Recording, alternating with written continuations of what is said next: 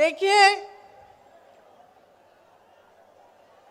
ये देवी उग्रतारा, माँ रक्तकाली, माँ कात्यायनी और माता सीता की धरती है। इस धरती को मेरा प्रणाम। ये आध्यात्मिक धरती है। राजा जनक जी की, आदि शंकराचार्य जी की, मंडन मिश्रा और भारती मिश्रा जी की। इस धरती का इतिहास एक ऐसा इतिहास है जिस पर आप सबको गर्व होना चाहिए। आपको सबसे पहले ये समझना चाहिए कि बिहार प्रदेश का और बिहार के वासियों का इस देश के निर्माण में क्या महत्व है। आपने ही इस देश को महात्मा गांधी का संघर्ष दिया। यहीं से उन्होंने अपना स्वतंत्रता संग्राम शुरू किया, जिसकी वजह से आज हम सब यहाँ खड़े हैं। आज आपके भविष्य सामने हैं। आज आपके जितने भी निर्माण के कार्य होते हैं, क्योंकि हम स्वतंत्र हैं, क्योंकि ये देश आज़ाद है, क्योंकि हमारा एक संविधान बना, जिसके लिए महात्मा गांधी ने जो संघर्ष था वो यहाँ से शुरू किया। आप ही ने इस दुनिया को गौतम बुद्ध जी दिए, जिसका नमन पूरा विश्व करता है, जिन्होंने एक रास्ता दिखाया शांति का, हिंसा का।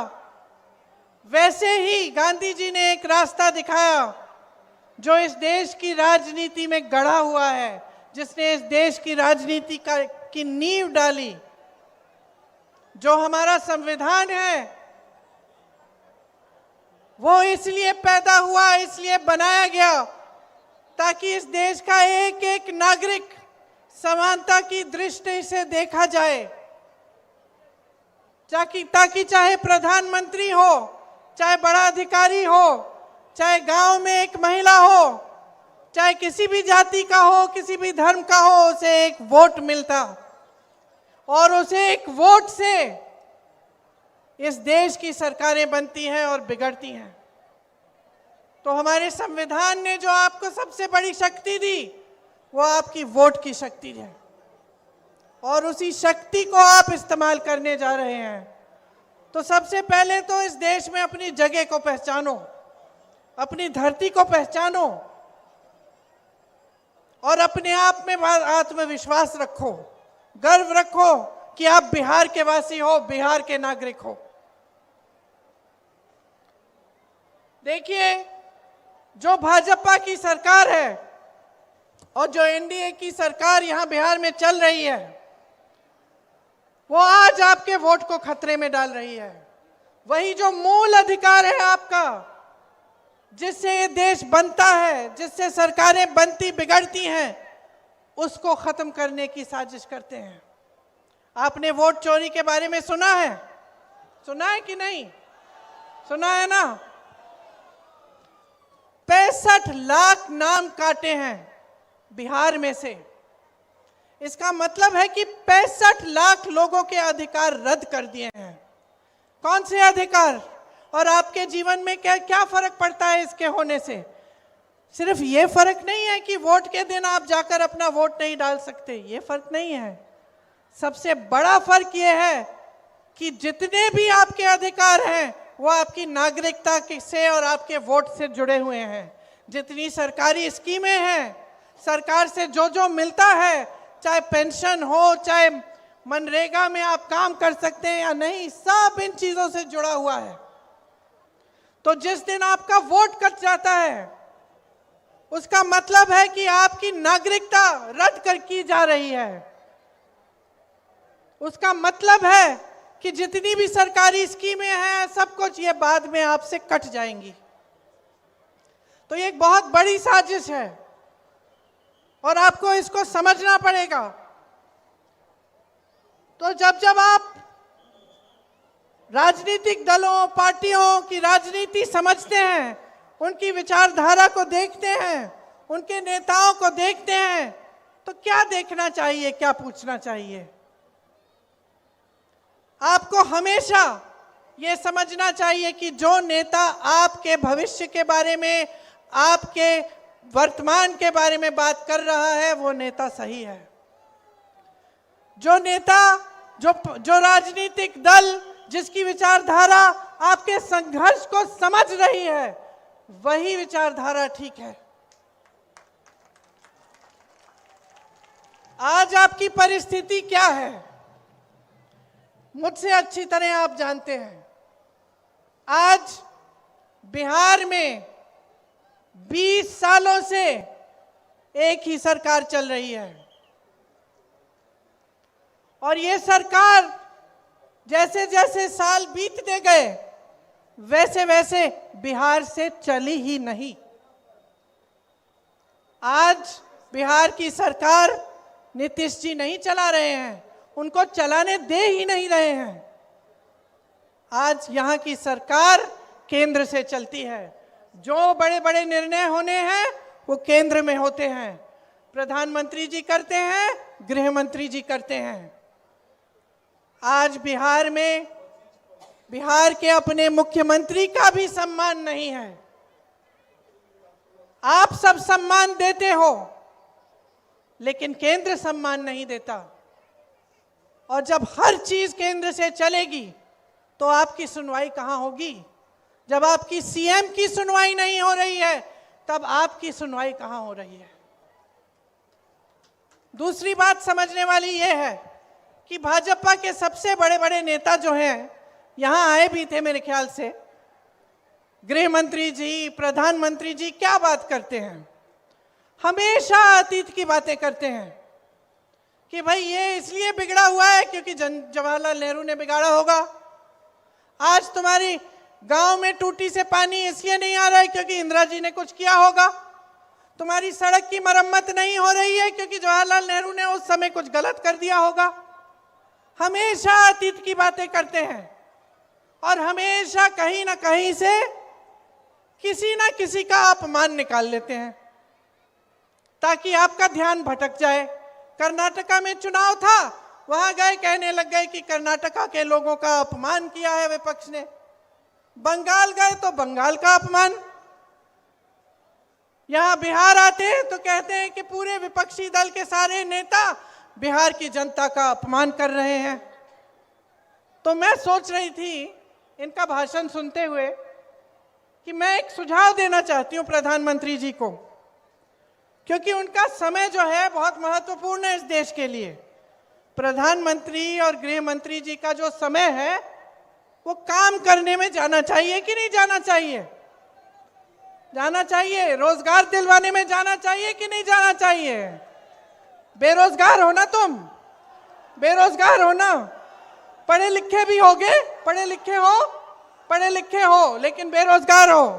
तो प्रधानमंत्री जी का जो समय है वो रोजगार दिलवाने में, विकास लाने में, बड़े बड़े उद्योगों को लगवाने में लगना चाहिए। इसीलिए मेरा सुझाव ये है कि वो एक नया मंत्रालय बना दें और उसका नाम रखें अपमान मंत्रालय। क्यों? अच्छा सुझाव है पप्पू जी। एक अपमान मंत्रालय बना दें ताकि उनका समय व्यर्थ ना हो। वो बड़ी बड़ी सूचियां निकाल देते हैं कि हमें इसने गाली दी, उसने गाली दी, इसने हमारा अपमान किया।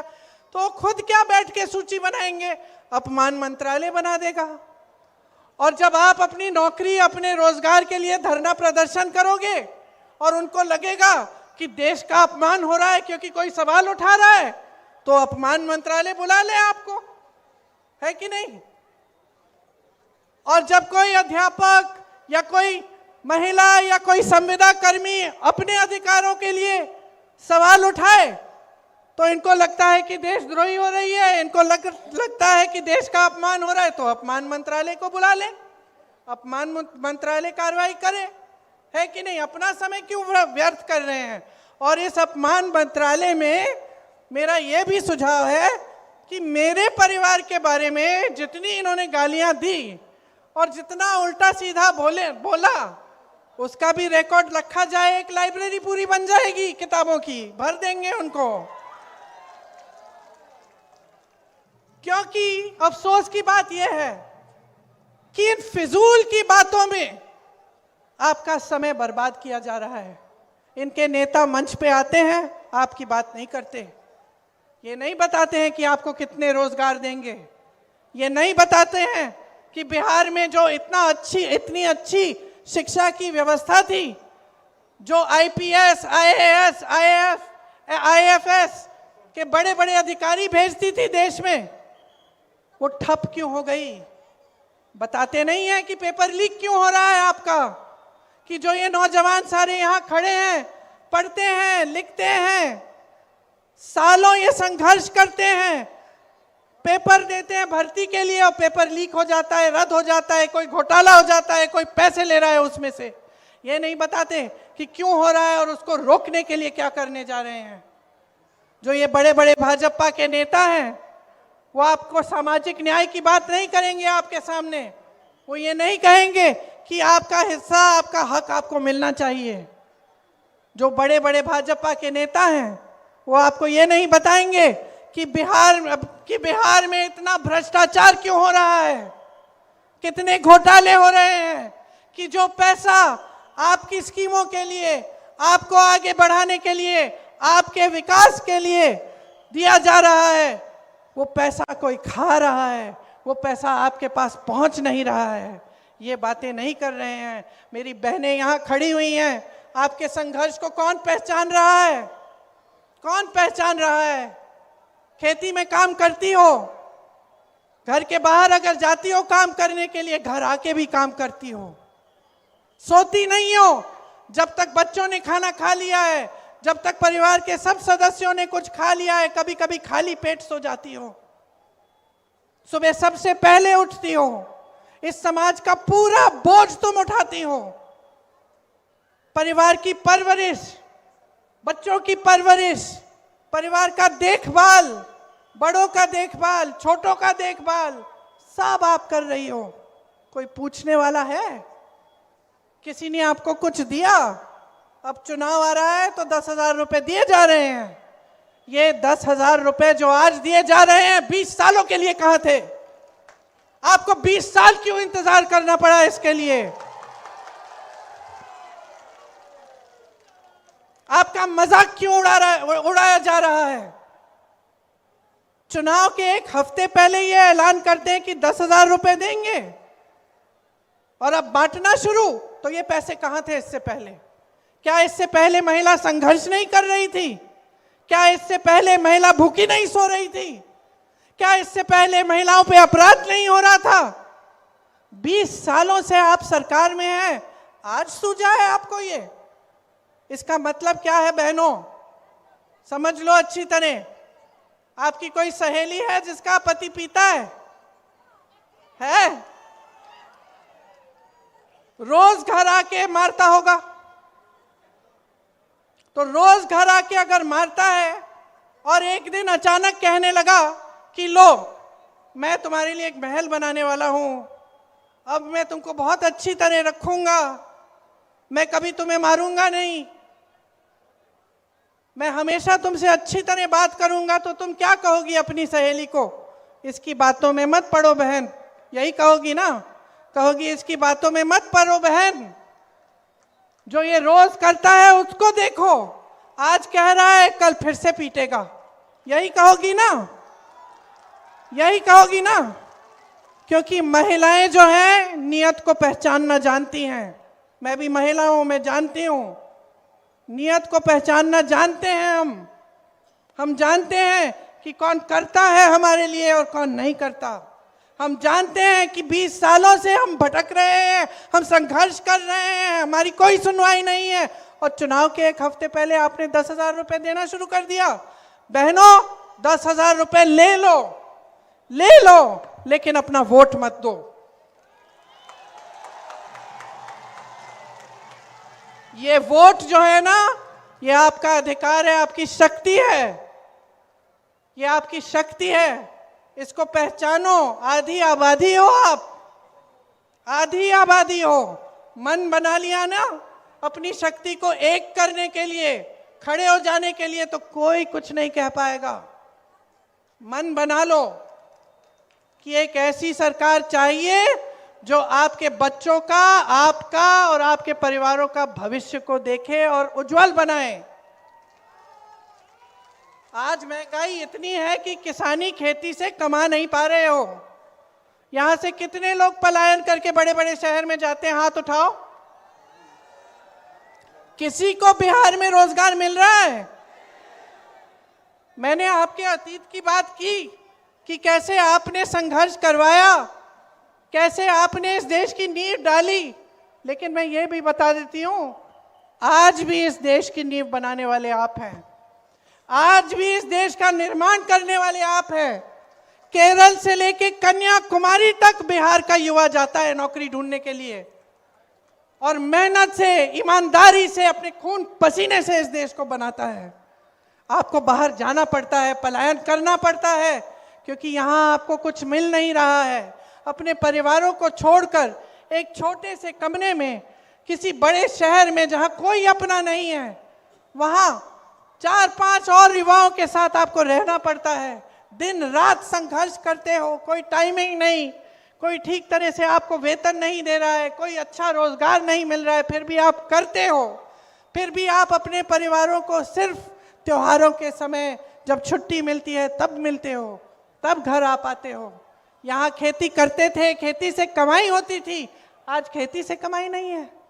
आज खेती करो, धूप में संघर्ष करो, सब कुछ महंगा हो गया है। सारा खेती का सामान महंगा है, उपज का दाम नहीं मिलता है, समर्थन मूल्य नहीं मिलता, न्यूनतम समर्थन मूल्य। खेती करते हो, कुछ मिलता ही नहीं है, कमा नहीं पाते। और उधर जितने भी बड़े बड़े उद्योग हैं, जिससे पहले नौकरियां मिलती थीं, जिसमें लोग मरते थे उन नौकरियों के लिए, सब लोग चाहते थे कि हमें सरकारी रोजगार चाहिए। क्यों? यहाँ बुजुर्ग बैठे हैं, बताएंगे। क्योंकि उससे सुरक्षा मिलती थी, पेंशन मिलता था, ऐसे लगता था कि अब नौकरी लग गई है, जीवन भर हम ठीक होंगे, हमें अब चिंता की जरूरत नहीं होगी। आज की परिस्थिति क्या है बहनों और भाइयों? आज जितने भी वो बड़े बड़े उद्योग थे, सब मोदी जी ने अपने बड़े बड़े दोस्तों को, उद्योगपतियों को दे दिए हैं। यहाँ के हवाई अड्डे आप देखिए, अभी तो एक ये बात निकली कि उनके जो बड़े मित्र हैं, बड़े उद्योगपति अडानी जी, उनको 1 रुपए पर एकड़ के दाम में बिहार की जमीन दे दी, हजारों एकड़ जमीन दे दी 1 रुपए के दाम में। और अगर आप चाहते खरीदने वो जमीन, कितने की बिकती?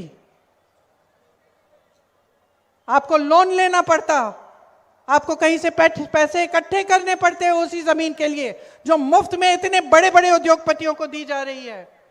आप लोन लेते हो, आपका लोन कभी माफ नहीं होता। 20 सालों में कब माफ हुए आपके लोन? कभी नहीं। आपको पढ़ाने के लिए आपके माँ बाप कितने संघर्ष करते हैं, कैसे पैसे इकट्ठे करते हैं, आप जानते होंगे। आपके लोन माफ नहीं होते, लेकिन अडानी जी, अंबानी जी, उनके हजारों करोड़ रुपयों के, हजारों लाख करोड़ रुपयों के लोन माफ हुए हैं। इतनी बड़ी रकम है कि मैं भूल जाती हूं कि लाख करोड़ है कि कितना है। सच, हम लोग हंसते हैं, लेकिन हंसने की बात नहीं है, क्योंकि ये माफ कैसे होते हैं? आप ही के पैसों से, देश की संपत्ति से, देश के बैंकों से। तो यहां असलियत क्या है आज बिहार की? असलियत यह है कि रोजगार नहीं है, संघर्ष ही संघर्ष है। खेती किसानी से कुछ कमाया नहीं जा रहा।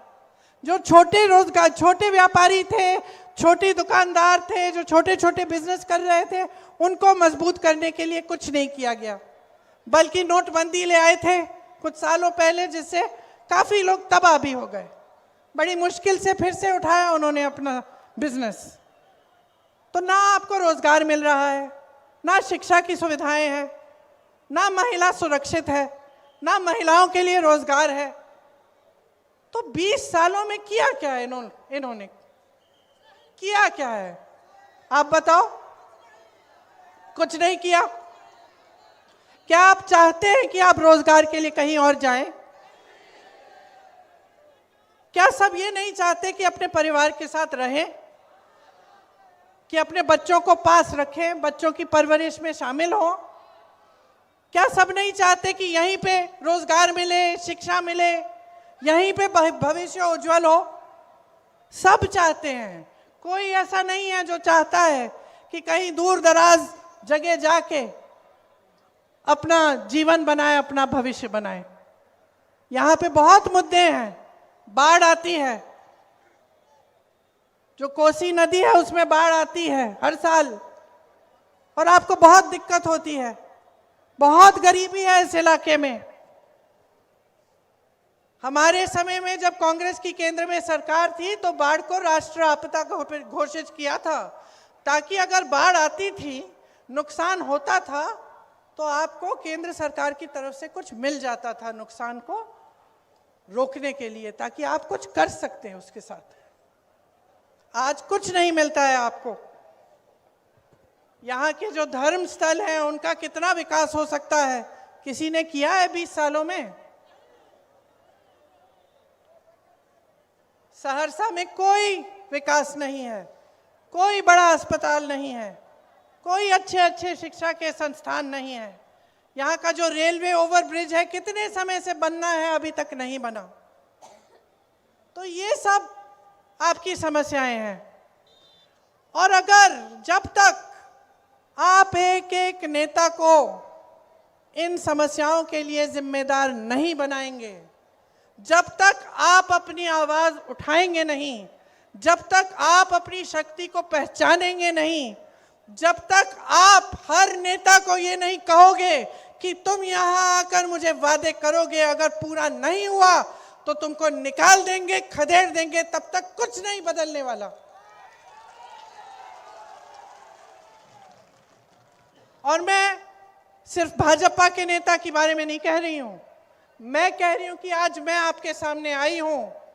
अगर मैं कुछ वादे करके गई और वो वादे पूरे नहीं हुए तो मुझे भी आप कह देना कि अगली बार मत आओ। यहां प्रधानमंत्री जी, अमित शाह जी आते हैं, बोलते हैं मैं कितना दूं बिहार को, कितना पे बताओ, 50 करोड़ दूं, 75 करोड़ दूं। पूछिए 20 सालों में क्यों नहीं दिया? पूछिए उनसे, कहिए उनको कि यहां हमारा गुजारा नहीं हो पा रहा है, हम दुकान जाते हैं कुछ खरीद नहीं पा रहे हैं त्योहार के लिए। त्योहार आता है जी घबराता है कि दिवाली आ रही है, छठ का त्योहार है, मेहमान आएंगे, खाना कैसे खिलाएंगे, बच्चा बीमार होगा, दवाई कैसे दिलवाएंगे, घबराहट होती है। समझाओ इनको, क्योंकि अंधे हो गए हैं, देख नहीं रहे हैं, ये लोग समझ नहीं पा रहे हैं कि किस दलदल में इन्होंने डाल दिया इस देश की जनता को। किस दलदल में खड़े हो आप कि सामने भविष्य नहीं दिख रहा है, रोजगार नहीं दिख रहा है, शिक्षा हो जाती है, नौजवान लड़का है, नौजवान लड़कियां हैं, इंतजार करती रहती हैं कि नियुक्तियां हो जाएंगी, हमने पेपर दिया है, हमने इम्तिहान दिया है, नौकरी के लिए मिल जाएगी, मिल जाएगी। आपको मालूम है यूपी में एक लड़का मिला मुझे, और ऐसे हजारों लड़के होंगे, हजारों होंगे। उसने कहा दीदी मेरी शादी तक नहीं हुई। मैंने कहा क्या हुआ? कहता है मैं 28 साल का हो गया हूं, मैंने सारी पढ़ाई लिखाई की है, मैंने पेपर दिया, फिर से दिया, फिर से दिया, और मैं इंतजार करता रहता हूं कि मेरी नियुक्ति हो जाएगी, लिस्ट निकल आएगी, वो लिस्ट ही नहीं निकलती। फिर मैं सोचता हूं कि कहाँ मैं जाके किसी दूसरी नई नौकरी के लिए एप्लीकेशन लगाऊंगा, इसी के लिए इंतजार कर लेता हूं। इतना संघर्ष किया, और करते करते करते साल निकल गए, लड़का बड़ा हो गया, शादी भी नहीं हो पाई, रोजगार भी नहीं मिला। ऐसा सिर्फ एक जने के साथ नहीं है, तमाम नौजवानों की ये हालत है। तो बदलाव लाना है, और बदलाव आपके हाथों में है। यही तो सुंदरता है हमारे देश के बारे में, हमारा लोकतंत्र है। और लोकतंत्र का मतलब है कि हमारे संविधान ने आपको वोट दिया, जिससे आप किसी की भी सरकार निकाल सकते हो, आप कोई भी सरकार बदल सकते हो। तो जागोगे कि नहीं? नहीं, मुझे सुनाई नहीं दिया। फिर से बोलो, जागोगे कि नहीं? बदलनी है अपनी परिस्थिति की नहीं? रोजगार यहां चाहिए कि नहीं चाहिए? बोलो हमें चाहिए। बोलो शिक्षा हमें यहां चाहिए। बोलो चाहिए। और अपना मन बनाओ, चुनाव आ रहा है, आने दो सबको मंच पे, देने दो बढ़िया बढ़िया भाषण, सुन लो सबकी बातें, लेकिन उनकी बातों का आकलन करो। अपनी समझदारी, अपने विवेक का इस्तेमाल करो।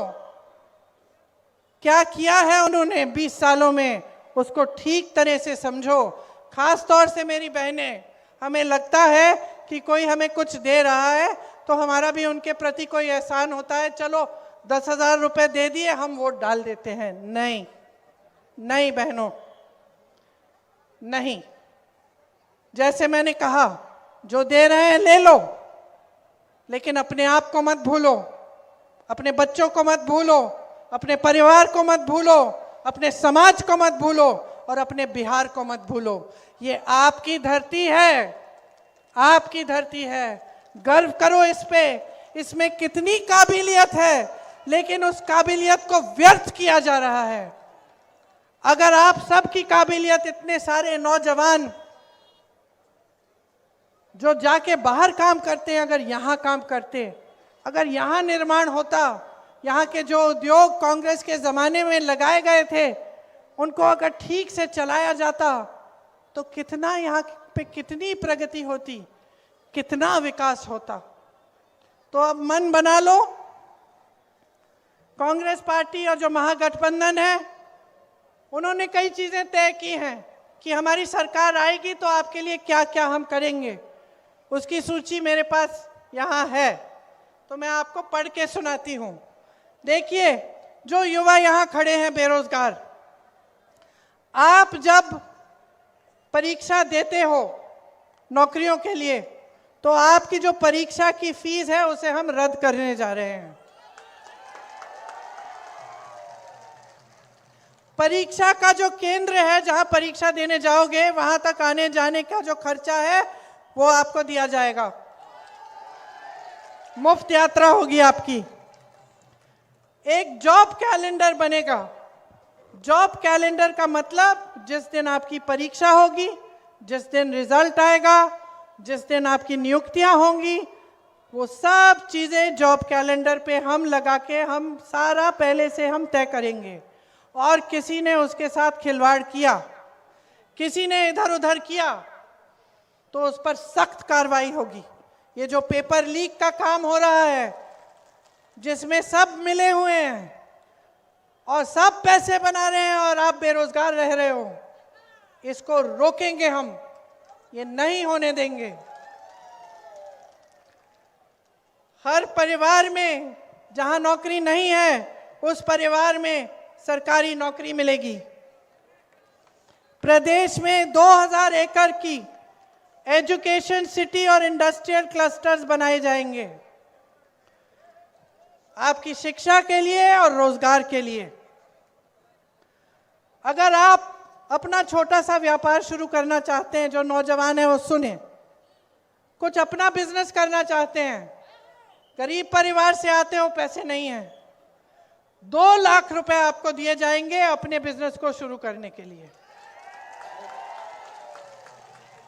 आज लाखों सरकारी पद खाली पड़े हुए हैं, इनमें नियुक्तियां की जाएंगी और खास विशेष आरक्षण बिहार के वासियों को मिलेंगे। 3 साल की जो डिग्री है आपकी, इसे आप 3 साल में खत्म करेंगे, आपको 6-7 साल इंतजार नहीं करना पड़ेगा। और आवासीय अंग्रेजी मॉडल विद्यालय बनवाएंगे। मेरी बहनें, मैं जानती हूं कि आपका सबसे ज्यादा संघर्ष आप करती हैं, सबसे ज्यादा। आपको आगे बढ़ना भी पड़ता है, बच्चियों को पढ़ाना भी पड़ता है, तब भी संघर्ष है। समाज भी सहायता नहीं करता ठीक ढंग से, न सरकार से आपको ठीक ढंग से सहायता मिलती है। इसीलिए जो जीविका दीदियां हैं, जो खूब काम करती हैं, खूब मेहनत करती हैं, उन्हें 30,000 रुपए प्रति माह मिलेगा और पक्की नौकरी दी जाएगी। प्रत्येक अनुमंडल में महिला कॉलेज की स्थापना की जाएगी।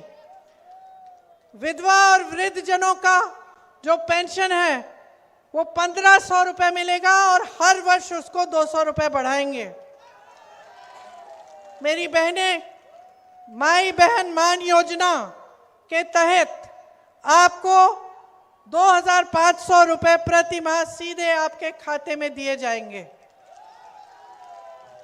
ये चुनाव के समय का 10,000 रुपए की घूस नहीं है, ये आपको हर महीने मिलेंगे।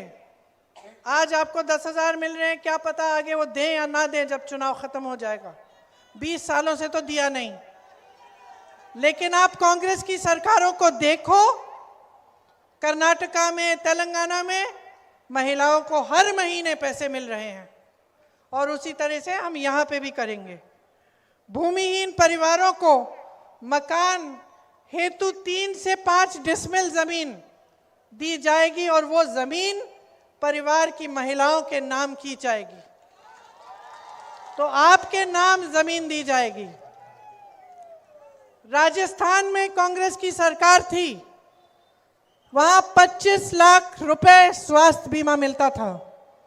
इसका मतलब है कि कोई भी इलाज हो, कोई भी बीमारी हो, कैंसर हो, हार्ट की बीमारी हो, आपको हार्ट का ऑपरेशन कराना है, आपको कैंसर के लिए कीमोथेरेपी का इलाज कराना है, आपको 25 लाख रुपए तक मुफ्त का इलाज मिलेगा। फिर से खोखली बात नहीं है, ये किया था कांग्रेस की सरकार ने राजस्थान में। मैं खुद मिली उन लोगों से जिनकी पूरी हार्ट की सर्जरी हुई और 1 पैसा 1 रुपया नहीं देना पड़ा। रो रहे थे वो लोग जब मुझे मिले, कहा कि ऐसी स्कीम, इतनी अच्छी स्कीम है, पूरे देश भर में लागू कराओ।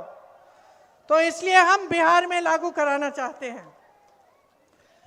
जो सरकारी अधिकारी है, जो सरकारी नौकरी करते हैं, वो हमेशा पुरानी पेंशन की बात करते हैं, पुरानी पेंशन चाहते हैं और पुराना पेंशन आपको बिहार में अगर हमारी सरकार आएगी तो मिलेगा। ये जो संविदा कर्मियों और आउटसोर्सिंग पर जो काम करते हैं, इस पर कार्यरत कर्मचारियों को स्थायी बनाया जाएगा ताकि आपको घबराहट ना हो, आपकी भी नौकरी स्थायी हो जाए। 5 नए एक्सप्रेसवे बनाए जाएंगे। दिव्यांग पेंशन 3,000 रुपए का दिया जाएगा और किसान भाइयों के लिए न्यूनतम समर्थन मूल्य का हम गारंटी दे रहे हैं। मंडी की व्यवस्था बनाएंगे। मनरेगा में 300 रुपए प्रतिदिन आपको मिलेंगे और काम के दिन हम 2 गुना करेंगे। 200 यूनिट बिजली आपको हम मुफ्त दिलवाएंगे। पंचायती राज एवं नगर निकायों में ईबीसी आरक्षण 30% और एससी आरक्षण 20% किया जाएगा। अति पिछड़ा वर्ग अत्याचार निवारण अधिनियम बनाया जाएगा आप पर अत्याचार रोकने के लिए। निजी शिक्षा संस्थानों में भी आरक्षण लागू होगा।